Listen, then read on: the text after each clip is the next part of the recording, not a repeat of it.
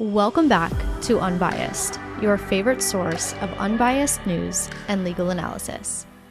Welcome back to Unbiased Politics. Today is Thursday, September 11th, and we are going to talk about some news. But first, I need to acknowledge a couple of things, mostly just how heavy this episode feels. It's, of course, September 11th today, which marks the 24th anniversary of 9/11. Charlie Kirk was murdered yesterday in what appears to be a politically motivated attack, and yet another school shooting took place yesterday, exactly 2 weeks after a shooter killed 2 young children and injured many more at the Annunciation Catholic School. So I just want to take a few minutes to speak from the heart. It's not often that I do this because I really do try to stick to the news and I avoid injecting any sort of personal thoughts, but I think this week warrants at least a message.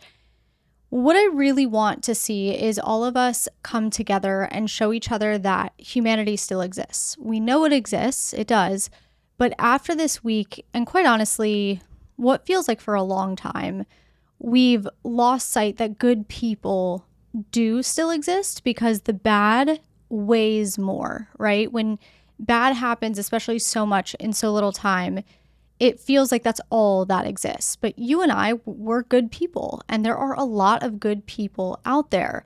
And the good news is that we have the power to make a difference in this world.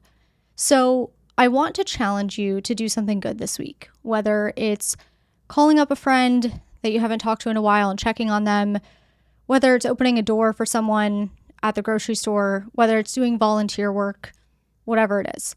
We have the power to make a difference, and I want you to remember that. We can't control the actions of other people, but we can control our own actions.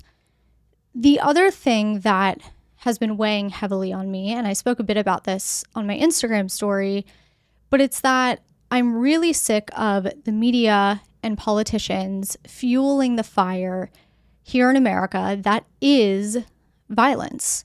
And social media plays a huge role here. We have so much information at our fingertips, and we're hearing from politicians at a rate that we've never heard from them before. And all it's doing is causing an even greater divide. And this we know. This is not, this isn't groundbreaking. But here's the problem. Crazy people exist. Lunatics exist. You and I, we're not going to go out and commit a heinous act because we're upset. But there are people out there that will. And I feel as if the media and politicians can do a much better job of toning down the rhetoric to stop giving those people a reason. The constant perpetuation of hate from both sides is absolutely ridiculous. And quite honestly, I would argue that it's culpable negligence. And it's from both sides. I can't stand it when people say it's just from one side. If you are someone that says that, it's very likely you're being brainwashed and manipulated by your own side. Both sides are responsible for this. Now, I can go on and on about this forever, but what I really want to express is that, again, you and I have power, okay? Of course, we can't get the media to stop their manipulation. We can't get politicians to stop their dirty tricks, but what we can do is not buy into this behavior. I'm doing what I can in running this platform. I'm trying to create an environment where people can get caught up on the news, can be informed, but not feel that rage and frustration and those negative emotions that the mainstream media invokes. This platform is supposed to be a calm space, and I will always keep it a calm space because that's what it should be. Outside of this platform, I do not let the mainstream media or politicians get me worked up. And do you know how I do that? I turn it off. I simply just don't listen to it. I read it instead. Reading the news is so much more informative than listening to these talking heads that just tear down the opposing side. I mean, these people literally have hour-long programs and spend 50 of the 60 minutes, possibly more, just sharing opinions and talking about quote-unquote radical leftists and quote-unquote fascists. You're not actually learning anything by tuning into these programs. So my proposition for you, and again, this goes back to the fact that we have power, right? My proposition for you is that you either turn it off or continue watching, but realize just how badly These people are trying to manipulate you, and do not let it happen. This is all a game for them. That's all it is. Do not play their game. And if you do decide to play their game, just make sure you are smarter than them. I want to end this rant by saying this week feels unusually heavy and it sucks, but we are in this together. I have created this community that wants to be informed and doesn't like the hysteria. And I think that's a beautiful thing, that there's literally tens of thousands of us listening to this podcast that all want the same thing. And I wish there was a way for me to connect all of you, and perhaps one day I will find a way. But for now, I just want to say thank you for being here, and thank you for being a rational person. We will continue putting one foot in front of the other and trying to make this world a better place. And we have the power to do that. So that's what we're going to do. Unfortunately, we do have to talk about some news, and we are going to start with some of the heavier news first, but I promise I will end this episode with a good news segment. I used to do this more often. I haven't done it in a while, but I think this week it's needed more than ever. So we'll get the terrible stuff out of the way first, and then we'll end on a positive note. Yesterday, Charlie Kirk was murdered. For those that don't know Charlie Kirk, he was a 31-year-old conservative political activist. He co-founded the conservative organization Turning Point USA back in 2012. Turning Point USA is a nonprofit that does a lot of work with high schools, colleges, universities. They advocate for conservative principles and ideas. Kirk was, I would say, one of the most prominent conservative activists and media personalities in the United States, particularly with the younger generations. Now, of course, he was controversial. Anyone with his level of prominence, regardless of what side you're on, that person's going to be controversial. Kirk was very much pro-life. He was opposed to gender transition, often referring to it as gender dysphoria or gender insanity or gender mutilation when it came to children. He was in favor of the administration's policy to only recognize two genders. He was in favor of the administration's policy to crack down on crime. He was against same-sex marriage. He very much had traditional Christian values. He was big into faith. Now, something that Charlie Kirk did with his career is he started touring on college campuses in an attempt to debate with students and to encourage debate. So basically, he would go to these campuses, sit at a table under a tent called the Prove Me Wrong table, and students would stand in line and take turns asking him questions about various political issues, and they would then debate one another. So on Wednesday, he started the first stop of his new tour called the American Comeback Tour. The first stop was at Utah Valley University, and there were at least 14 other scheduled stops running through the end of October, all at different colleges and universities. We know that, of course, that is where he was shot. So here's what we know about the timeline of events. He started the event around 12:10 local time in the afternoon. He was seated at the Prove Me Wrong table with an audience of about 3,000 people. He had private security, but there was no formal security, upon check-in for the event. So pretty much anyone could just walk in with or without tickets, which in hindsight, on-the-ground security really wouldn't have changed the situation much because the shooter was on a rooftop about 140 yards away. Per videos that were taken at the event, at about 12:25 p.m., Kirk was asked, "Do you know how many transgender Americans have been mass shooters over the last 10 years?" Kirk replied, "Too many." The student then followed up with, "Do you know how many mass shooters there have been in America over the last 10 years? Kirk replied, "Counting or not counting gang violence." And that is when he was shot. Kirk immediately kind of fell backwards and then slumped over before he was taken away by his team. Now, I don't know if you've seen this video. Very gruesome. When I saw it, I just knew there was really no way that he could have survived. And if you've seen the video, you understand why I say that. As of this morning, or as of, I should say, this afternoon, the shooter has not been caught. The FBI has since released images of a person of interest, which we will talk about later. Basically, Kirk was sitting in the courtyard of the university, and there's an academic building about 140 yards in front of where Kirk was sitting at his table. So where the shooter was perched on the roof, it's basically a direct line of sight to where Kirk was sitting. Officials believe it was just one shot that killed him. UVU's campus has since closed. It will remain closed until Monday. That also includes virtual classes too. This morning, there was a press conference at UVU where we learned a few things. First, state and federal law enforcement have been able to track the shooter's movements. So starting at 11:52 a.m., the morning of the shooting, which is when this person arrived on campus, they tracked his movements onto campus, up the stairwells, and then onto the roof.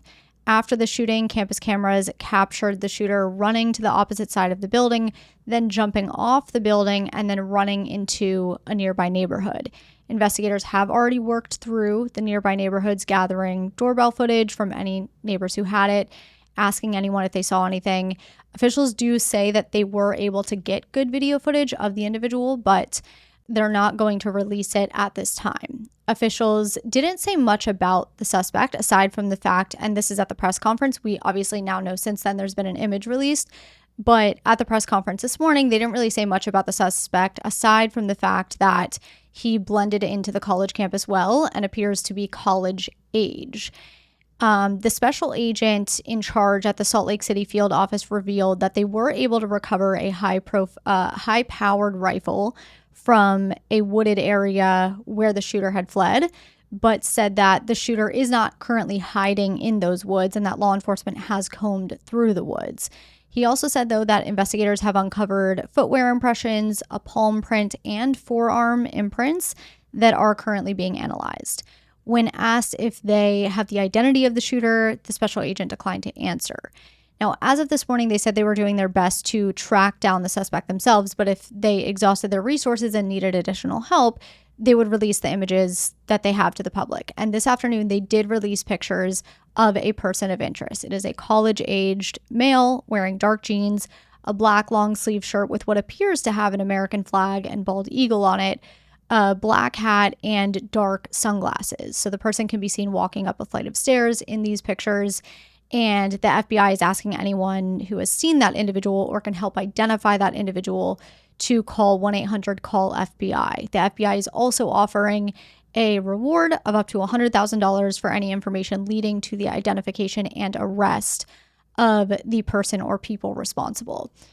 Speaking of a person of interest, though, I do quickly want to touch on the difference between a suspect and a person of interest, because the officials who held the press conference this morning mentioned that they had two people who were considered to be persons of interest, but both individuals were released after questioning. And unfortunately, both of those individuals have been the subject of threats and harassment since their release. So law enforcement is asking the public to please refrain from doing that and realize that these individuals were never suspects. They were merely persons of interest. So here's the difference.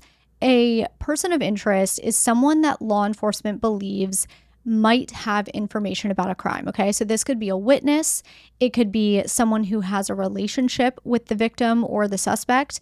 It could be someone who just simply has information that might help the investigation.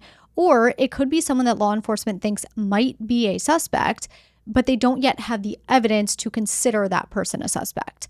A person of interest can be elevated to a suspect once the proper evidence is gathered, but they're not a suspect until there's evidence linking them to the crime. So a suspect is someone the authorities have evidence to believe committed the crime in question.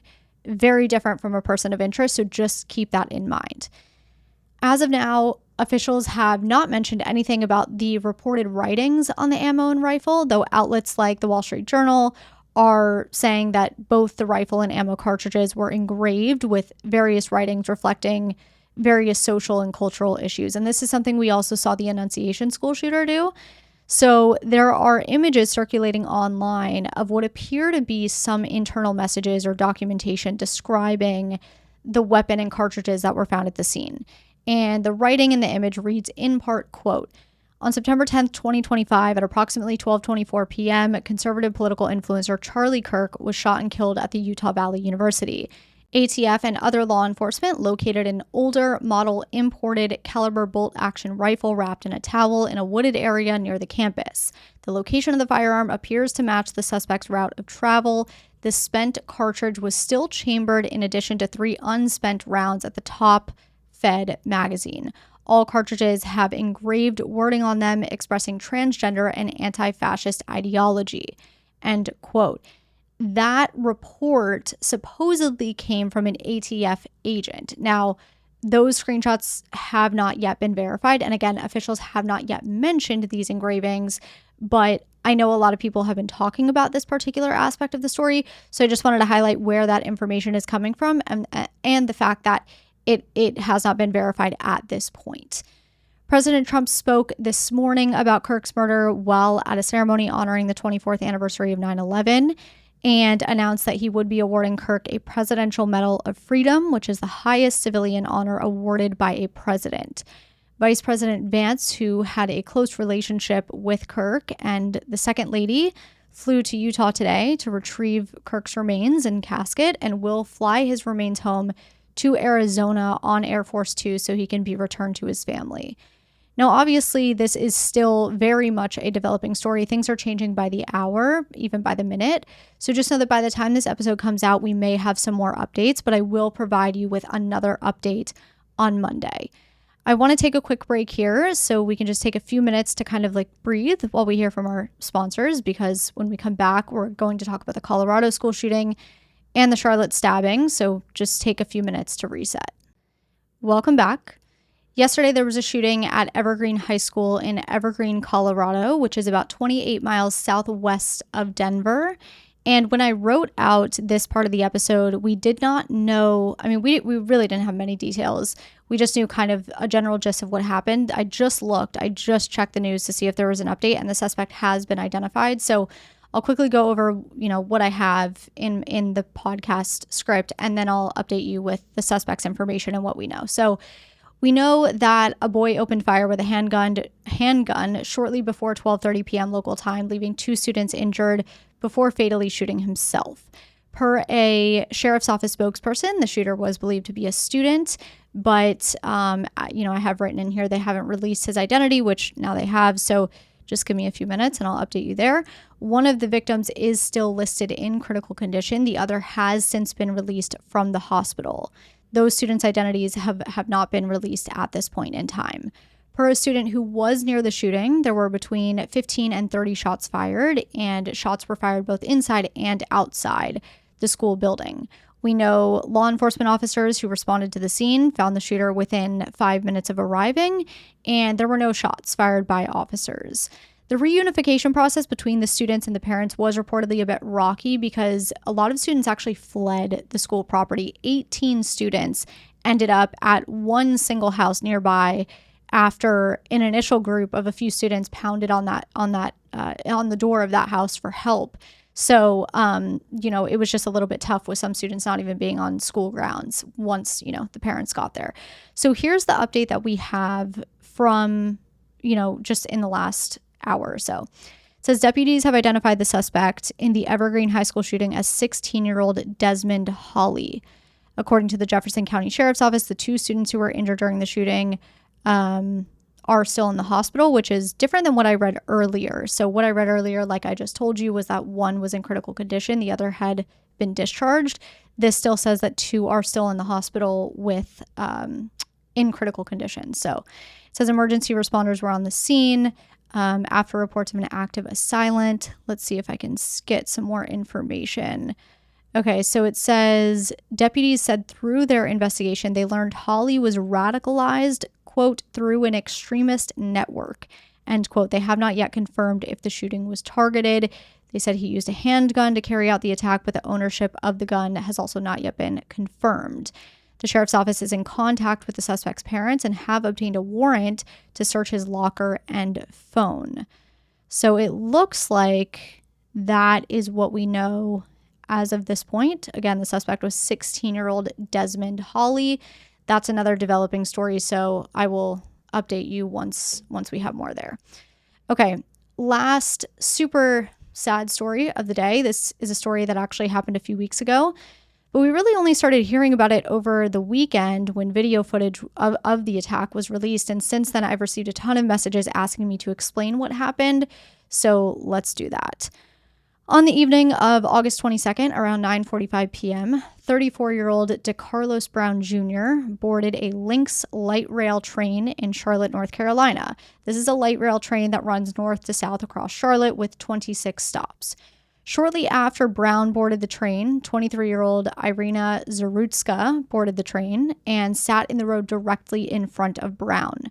Roughly 4 minutes later, Brown pulled out a pocket knife and proceeded to stab Zarutska 3 times in the neck in what appears to be a completely unprovoked attack. The surveillance footage shows Zarutska look up to see her attacker standing over her before she just covers her face and collapses. Brown proceeds to exit the train at the next stop. Luckily, police found him shortly thereafter on another train. So it didn't take long for police to arrive. They arrived on the scene. They declared Zarutska dead, unfortunately, and they located Brown shortly thereafter. Brown has been charged with one state charge of first-degree murder and a federal charge of committing an act causing death on a mass transportation system. So we'll discuss a little bit about the victim, and then we'll talk about the suspect. Iryna Zarutska was a Ukrainian refugee who fled Ukraine in 2022 from the Russian invasion. She lived in Kyiv. Zarutska came to the United States with her mom, sister, and brother.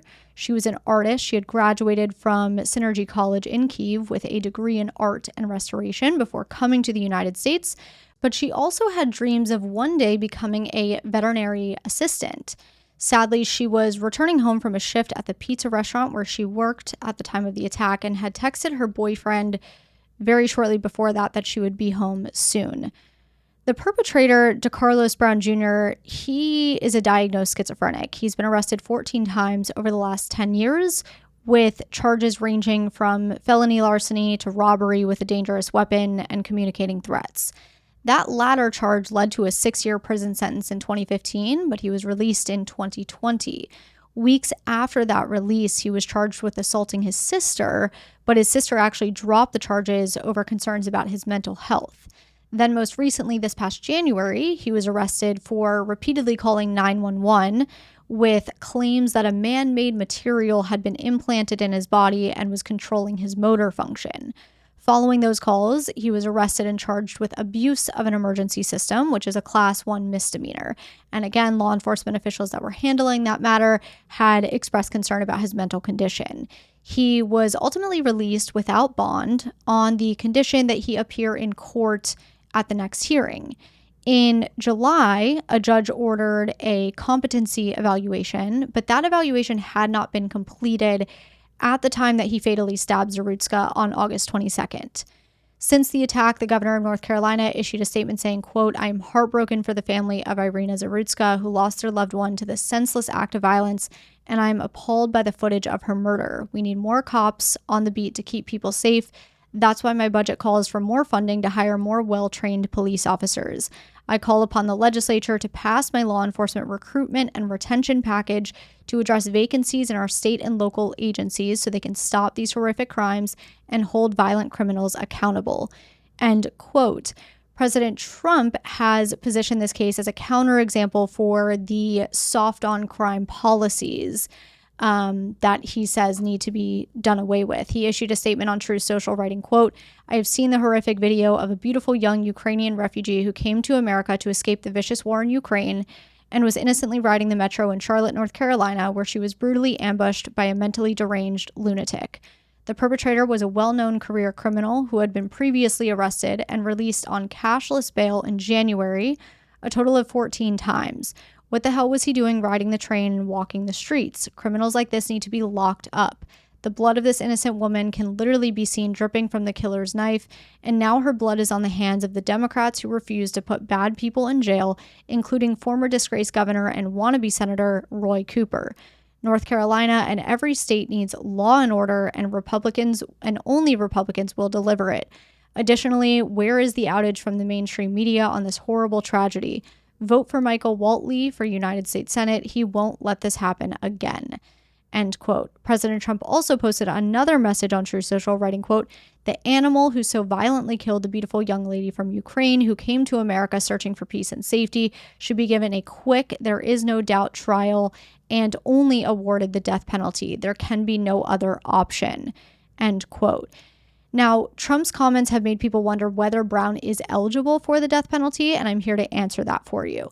Technically, yes, he is. So North Carolina has the death penalty. However, North Carolina has not carried out an execution since 2006 because of various legal challenges over whether North Carolina's lethal injection protocol is constitutional. So technically, Brown could stand trial for the first-degree murder charge, and if convicted, he could potentially be sentenced to death, but the likelihood of him actually being put to death in the next, 20, 30 plus years is slim.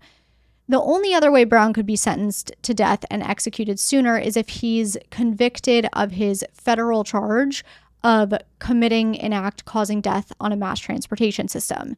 That charge is eligible for the death penalty, and Attorney General Bondi has already said that federal prosecutors will be seeking the death penalty. However, just because prosecutors seek the death penalty doesn't necessarily mean he will get the death penalty, right? A federal jury would have to unanimously find that aggravating factors outweigh the mitigating factors in Brown's case and sentence him to death accordingly.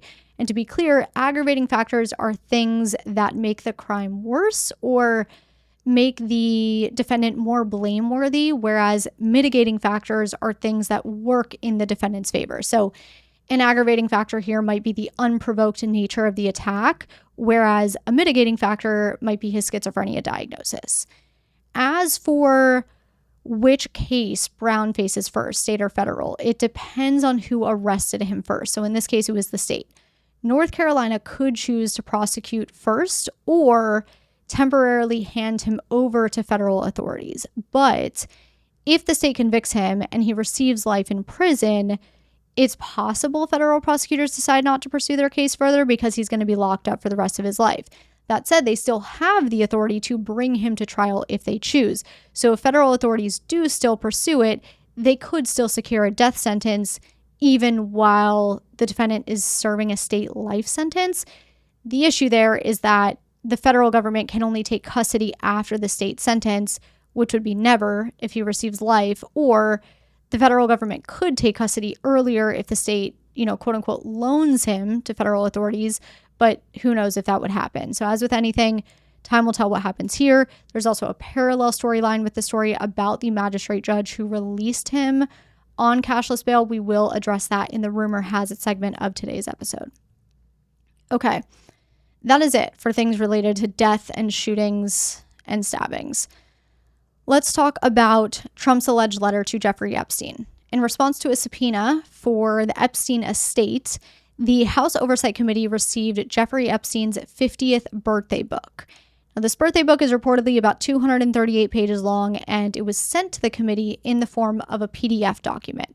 It includes a prologue that seems to be written by Ghislaine Maxwell, and the contributors to the book are divided into 8 categories. So there's family, Brooklyn, girlfriends, whose names are all redacted, children, whose names are also redacted, friends, science, special assistants, also all redacted, and then business. Now, we kind of knew this alleged letter from Trump existed because an exclusive by the Wall Street Journal, which was published in mid-July, claimed that Trump's name was featured on a birthday card to Epstein. And in response to that exclusive report, Trump actually filed a $10 billion defamation lawsuit against the Wall Street Journal. In that lawsuit, he accuses the Wall Street Journal of falsely attributing the letter to him, of acting with reckless disregard for the truth, and of causing him reputational harm. So that report came out in July. Since then, the House Oversight Committee received the birthday book. And the House Oversight Committee, being in control now of this 238-page birthday book or document, has the legal discretion to keep it private or to release it. And the committee ultimately decided to release just this one single letter allegedly from Trump because, according to the committee chairman, quote, Oversight Committee Republicans are focused on running a thorough investigation to bring transparency and accountability for survivors of Epstein's heinous crimes and the American people, end quote. So the letter that was released is a white page containing a written transcript of 2 people conversing, presumably Donald Trump and Jeffrey Epstein. It's unclear whether the transcript is based on a real conversation or it's a made-up conversation, but this is what it says. So it says, voiceover. There must be more to life than having everything. Donald: Yes, there is, but I won't tell you what that is. Jeffrey: Nor will I, since I also know what it is. Donald: We have certain things in common, Jeffrey. Jeffrey: Yes, we do, come to think of it. Donald: Enigmas never age. Have you noticed that? Jeffrey: As a matter of fact, it was clear to me the last time I saw you. Donald: A pal is a wonderful thing. Happy birthday, and may every day be another wonderful secret. Now, drawn around the margins of the transcript is what appears to be the outline of a woman's body. The letter is signed Donald J. Trump with a signature at the bottom of the page in the area where the pubic area of the woman's body would be. So some see the signature as resembling pubic hair. Trump again has denied writing the letter, most recently saying, quote, I don't comment on something that's a dead issue. I gave all comments to the staff. It's a dead issue, end quote. Top administration officials, including Press Secretary Caroline Leavitt, have also denied the authenticity of the letter. In response to a press question asking if the administration would look into a forensic handwriting analysis of the signature, Leavitt responded, sure, we would support that.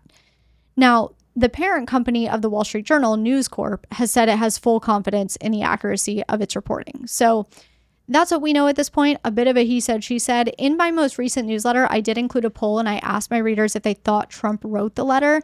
51% said yes, 17% said no, and 32% said undecided. That poll is still open, by the way. If you want to contribute, you just go to the show notes of this episode, find my newsletter link, and then head to the September 9th newsletter. And that poll is in the politics section. Let's take our final break here. When we come back, we'll talk about the recent Supreme Court ruling regarding ICE stops, and we will finish with rumor has it and some good news. Welcome back. Let's talk about the Supreme Court's recent ruling about ICE stops. I briefly covered this in the Quick Hitters segment on Monday, but after that episode, it became clear that many of you wanted more of an explanation. So we'll start by discussing the background of the case and how it made its way to the Supreme Court. I'll also talk about the Supreme Court's ruling and what we can expect from here. A few months ago, as we know, federal immigration raids began in the Los Angeles area as part of a broader immigration, enforcement effort by the administration. In response to those raids, immigration advocates filed a lawsuit against the administration alleging that numerous individuals were being indiscriminately detained based on factors like speaking Spanish or convening at locations where day workers often gather. And the plaintiffs argued that these kinds of stops violate the Fourth Amendment because ICE lacks reasonable suspicion. Remember that under the Fourth Amendment, reasonable suspicion is constitutionally required to justify a stop by an officer. Reasonable suspicion allows police officers and immigration agents to briefly stop, question, or detain someone if they have a specific and articulable basis to believe that someone might be involved in criminal activity. So reasonable suspicion is more than just, a hunch or a feeling, but it's less than probable cause. I'll give you an example. A police officer sees someone pacing back and forth in front of a closed storefront late at night. The person's looking into the windows and looks like he might be up to no good. Those behaviors alone don't necessarily constitute proof of burglary about to happen, but it's also more than a hunch or a feeling. So the officer has reasonable suspicion to stop that person and ask questions. So the plaintiffs argue here that because speaking Spanish and convening at certain locations do not constitute reasonable suspicion, these stops by ICE are unconstitutional. And in response, the administration argued that immigration officers actually acted within their authority in making these stops. Specifically, the administration argued that while speaking Spanish or working in construction or on a farm doesn't automatically justify suspicion alone, if these factors are taken together or are part of a broader set of circumstances, it can add up to reasonable suspicion. So those were the arguments on both sides. In July, a lower court granted the plaintiff's request for a temporary restraining order against the administration and instructed the DHS to discontinue these stops that were based largely on a person's apparent ethnicity, language, or, their presence at a particular location, like a farm or a bus stop. Keep in mind, whenever a court considers a request for a temporary restraining order, the court is not considering the merits of the case. They are not considering the arguments on both sides and making a final decision. So the court isn't saying the DHS has to stop forever because these stops are in fact unconstitutional. Instead, in granting the restraining order, the court is saying, we think this might be unconstitutional, so while we consider the merits of the case, we're going to prohibit the DHS from continuing to carry out these potentially unconstitutional stops. From there, the administration appealed the temporary restraining order to the Ninth Circuit Court of Appeals, which denied the administration's request to put the lower court's ruling on pause, to put the restraining order on pause. So what did the administration do? Well, they went to the Supreme Court. And earlier this week, the Supreme Court granted a stay of the lower court's order, which effectively puts the lower court's ruling on hold while the case is still ongoing. In effect, this means DHS and ICE can continue these stops while the litigation plays out in the lower court and until the lower court makes a final decision on the merits of the case. Notably, in granting this stay, the Supreme Court did not provide an explanation for its ruling because the ruling was an order, not an opinion. Now, orders are different than opinions. Opinions come after full consideration and they create precedent, okay? Whereas orders usually just sort of resolve interim issues without actually settling the law. Orders don't require explanations, opinions do. The justices can include an explanation when issuing an order, but they don't have to. So in this case, the majority of justices chose not to provide an explanation, but we did get a concurrence from Justice Kavanaugh and a dissent from the court's 3 liberal justices. A concurrence means Justice Kavanaugh agreed with the court's ruling, but wants to add more context or explain a personal viewpoint on an issue. A dissent means the opposite. Dissents disagree with a court's ruling and provide an explanation as to why. So Justice Kavanaugh wrote his concurrence and said that factors like language or type of job cannot be the only reason for a stop. But when taken together with other circumstances, they can amount to reasonable suspicion that someone might be in the country unlawfully. He also noted that in his view, the federal government provided sufficient evidence to justify granting a stay. So basically, his standpoint was, these factors when combined can justify suspicion, and the government has shown enough to get temporary relief here. Justice Sotomayor, on the other hand, wrote the dissent. She wrote that the court's order goes against the normal practice of the courts by misusing the emergency docket and not allowing the district court, the lowest court, to first consider the merits of the case. She also said that the order allows the federal government to continue arresting people based on their appearance or their job, writing, quote, "We should not have to live in a country where the government can seize anyone who looks Latino, speaks Spanish, and appears to work a low-wage job," end quote. So in short, she's saying the court shouldn't be stepping in this early, and by stepping in this early, this order effectively greenlights racial profiling. Many of you, because of Sotomayor's dissent, had questions about the emergency docket and how it works. The emergency docket, which is sometimes called the shadow docket, is meant for situations where urgent and extraordinary relief is needed to prevent immediate irreparable harm before the normal appeals process has a chance to play out. Now, Justice Sotomayor argues that the court overreaches when it uses the emergency docket to intervene in cases where lower courts haven't yet fully considered the merits. In her view, the district court had only issued a temporary restraining order, and it should have been allowed to issue a merits ruling before the Supreme Court decided to step in. Now, is she correct in saying the court is misusing the emergency docket? It depends who you ask, right? From her perspective, yeah. Critics, including herself and other legal scholars, have repeatedly said that the court increasingly uses the emergency docket to make these big policy decisions without the transparency and precedent of full opinions. However, if you ask the majority in this case, they would argue that the government showed enough likelihood of success and risk of harm to justify emergency intervention. And under court rules, that's sufficient to grant a stay, even if the district court hasn't issued a final ruling. So it just depends on who you ask. But Sotomayor is accurate in saying that the court's order isn't the normal practice. Historically, the Supreme Court rarely intervenes this early in a case, but it is something that's becoming increasingly common.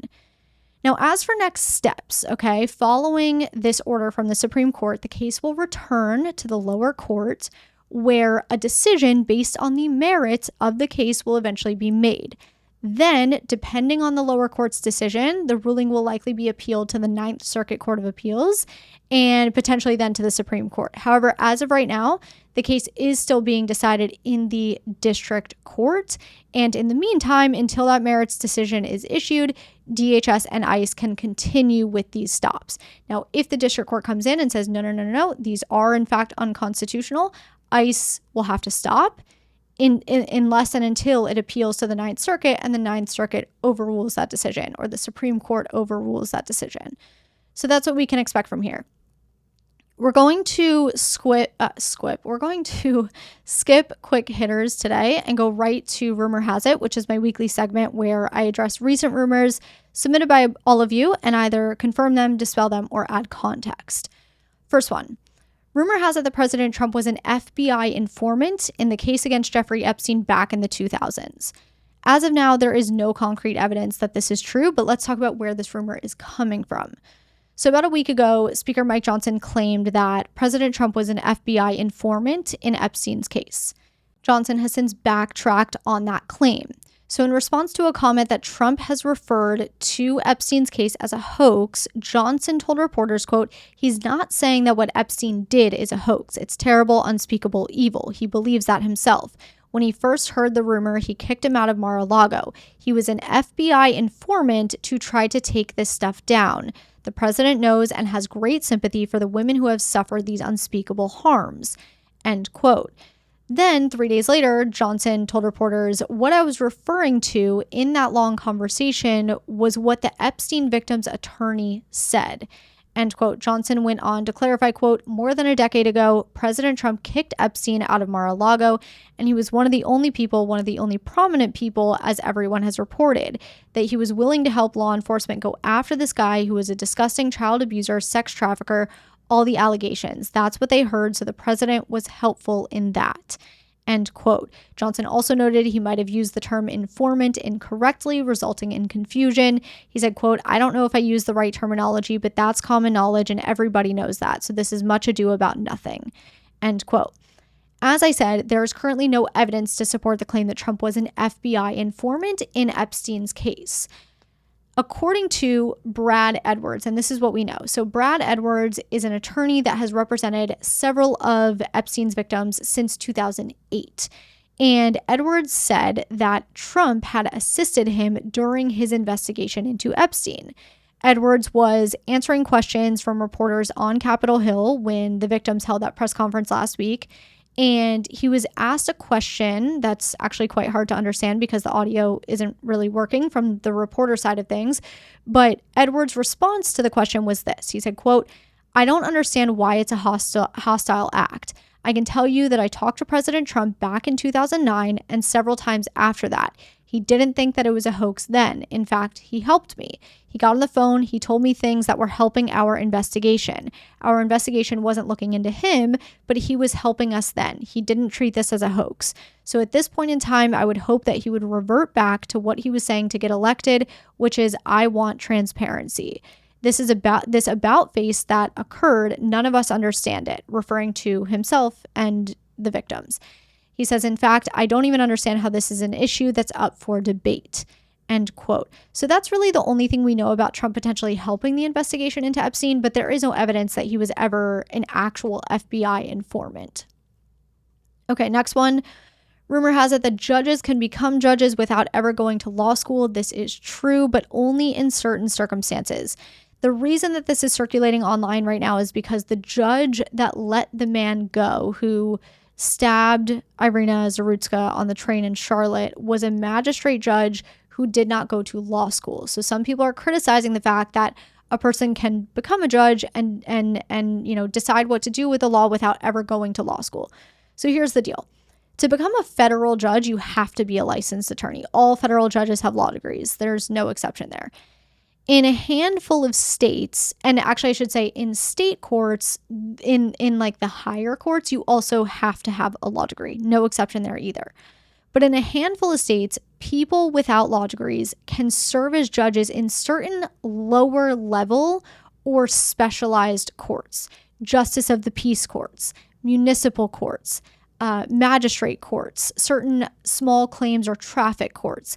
In those cases, the legal issues are often more limited, and the people who are elected or appointed to these positions will sometimes receive training after the fact, but they don't necessarily need to go to law school. And this varies by state. Most states require all judges to be licensed lawyers, but I'll give you a few examples of states that don't. So in Arizona, justices of the peace don't have to be lawyers. In Texas, most justices of the peace and municipal judges don't need law degrees. In Nevada, some municipal and justice court judges don't have to be attorneys. In Wyoming, a lot of circuit and municipal judges don't have to be lawyers. In New York, some town and village court judges, often called justices, don't have to be lawyers either. And in South Carolina, magistrates and municipal judges aren't required to be lawyers. That's not an exhaustive list, but it gives you an idea that there are states out there that don't require law degrees for certain low-level judges. In the case of DeCarlos Brown Jr., the judge was a magistrate judge, which is a type of judge that handles certain limited or preliminary matters like, issuing warrants or summonses, setting bail and bond conditions, accepting guilty pleas for minor offenses, handling small claims court like landlord-tenant disputes, money claims that are under a certain amount, and then sometimes these magistrates will conduct initial appearances for criminal defendants. In North Carolina, magistrates are the only judicial officers who do not need a law degree. Instead, they have to be nominated by the clerk of superior court, appointed by the senior resident superior court judge, and supervised by the chief district court judge. To be eligible to be nominated, an individual must have at least 8 years of experience as a clerk of a superior court in the state or a county of the state or a law enforcement officer, have a 4-year degree from an accredited institution of higher education or a 2-year associate's degree, and 4 years of work experience in a related field. So no law degree is required to be a magistrate in North Carolina, but all of those other boxes have to be checked. That's the deal with judges. Again, most judges have to be licensed lawyers, but there are some exceptions.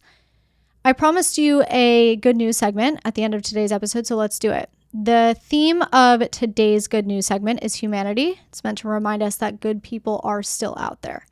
A pizza owner in Minnesota is making headlines after he started feeding the homeless people that were eating out of his dumpsters. So the dumpsters behind his restaurant. Chris Kolstad bought a pizza shop called Pizza Man in Columbia Heights roughly 6 years ago. He quickly realized that people were eating out of his dumpsters. And at first he put out signs asking them to stop, but that didn't stop them. And then more recently, even more people were starting to come by and eat out of his dumpsters. So in July, he posted to Facebook and asked these people to please not eat out of the dumpsters and added, quote, "If you are that desperate for food, please come ask us. If you are too embarrassed to ask, find a way to call us and ask if there is a way to leave a small cheese pizza outside the back door or something. You don't even have to see us. If you are the ones doing so, leave me a note and we will find a way to leave any extras or mistakes out back so you have something to eat without going through the trash." End quote. After that post went viral, he ended up sharing a donation link to help cover the cost of the extra the extra pizzas that he would leave out back. And he eventually raised more than $4,000. Since that post, he's helped close to 100 people with food that have come to him asking for it. Here's another one. This is about a man in Florida who's known as the Tech Fairy. So as a technician, people would come to Craig Clark to get their older computers repaired or new computers set up. And sometimes after he would set up someone's new computer, they would give him their old computer. So about 8 years ago, he started taking these used computers, rebuilding them, and then finding someone who needed a computer because they couldn't afford one. Craig soon got on Nextdoor, which is an app where neighbors can kind of talk to each other about neighborhood things. And he started to share pictures of the people who he had gifted new computers to. And eventually he became known in the area as the Tech Fairy. people started reaching out to him to just give him their old computers so that he could rehome them. And in the last 8 years since he started doing this, he has rehomed more than 700 devices in his area. He told the Good News Network, quote, "Being the tech fairy is a fairly expensive project. For security, I install a new SSD hard drive into every computer I rebuild, and new batteries are often required, but the smiles and the pictures I take are worth the investment," end quote. This last one is another one out of Minnesota. When Carol Trainer, the owner of Urban Olive and Vine in Hudson, Minnesota, collapsed from a seizure and fell into a coma, her husband Chad found himself spending all of his time at the hospital to be with his wife. And the restaurant that they had built together was, of course, at risk of going under because they both had ran it, before she landed in the hospital. But instead, a group of teenagers, the restaurant's youngest employees, stepped up to keep things running for them. 17-year-old Acacia Kunkel started showing up before her shifts even started, helping to open the doors every morning. 15-year-old Joe Stevenson and 16-year-old Lainey Dombrowski took on additional responsibilities at the restaurant, all while going to school. And it's not that these three were, they weren't just bussing tables or running food. They were stocking shelves. They were doing grocery runs. They were even creating specials for the menu. So unfortunately, on May 5th, Carol passed away and the restaurant closed for her funeral. But in the days that followed, everyone came back to work. And looking back, Carol's husband, Chad, says the business simply would not have survived without Acacia, Joe, and Lainey. He said, quote, "They were the reason the doors stayed open," end quote. So I hope those stories made you feel as good as they made me feel and reminded you that, the world is not always as dark as it seems. I think we are going to take a break from critical thinking today. It's important to end this episode on a positive note, so that's what we're going to do. I know things feel really heavy right now, but I just want you to remember that as long as we continue to show up as the good humans that we are, everything will be okay. So thank you so much for being here. Have a great weekend, and I will talk to you on Monday.